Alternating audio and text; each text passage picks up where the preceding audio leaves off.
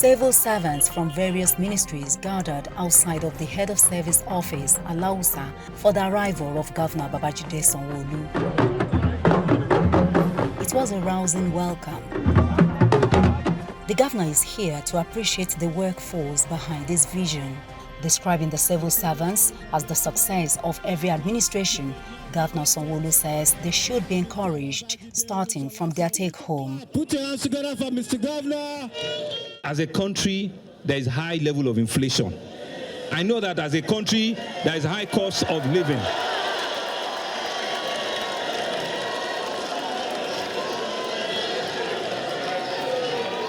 Last month,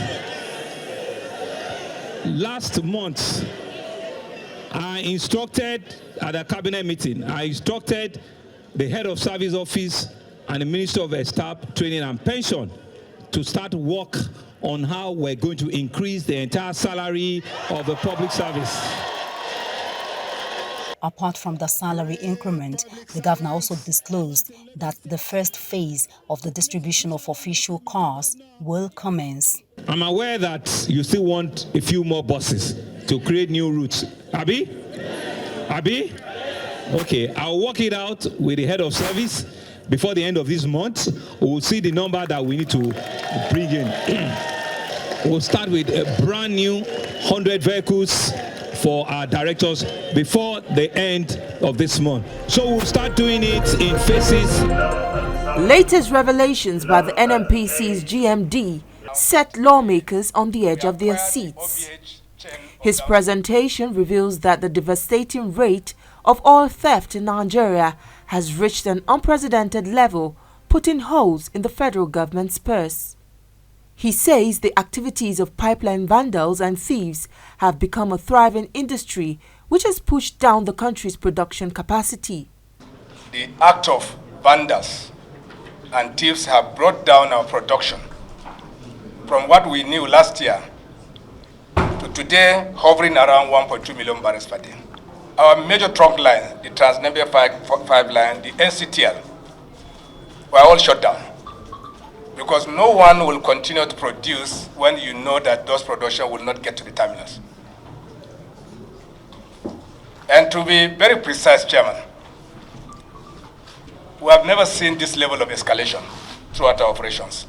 The GMD says the NMPCL is already making efforts to solve this crisis, but requires the intervention of the National Assembly by way of legislation. The lawmakers are clearly disturbed by the GMD's revelation.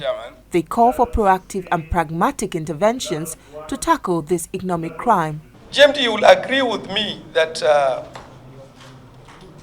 there are companies in the world, and there's technology now that any ship on the sea, you can actually monitor the dead weight of that ship.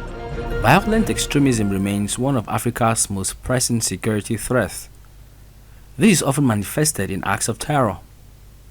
In Nigeria, the Office of the National Security Advisor is implementing a program to counter violent extremism. But the implementation is a far cry from expectation. At this forum in Abuja, the Pan-African Youth Union has brought together young people to discuss regional security and the role of the youth. When you look at those who are even perpetrating this evil, who are mostly involved in this insecurity, they are the young people. When they are arrested, when the terrorists or Boko Harams are arrested, you'll see that those who are arrested are people within the age group. When those who are also affected by this dastard act, because when you kidnap a man for ransom, you are leaving the man with either the wife and the children to go and hustle for money to pay. So those who are affected greatly by these actions are also the young people. Nigeria is the sixth country in the world to be most impacted by terrorism, according to the 2022 Global Terrorism Index. Security, it is become an issue that even the government of the day is facing a serious challenges of it. But I believe vividly, as young people, we can get it better for our society. I employ the youth that they should be the watchdog.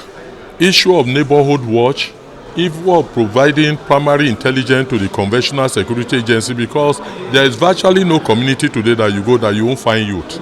It's unclear how much has been achieved through the government's non-kinetic approach in tackling terrorism in the country. But one thing is certain, the youth want to have the driver's seat in the implementation.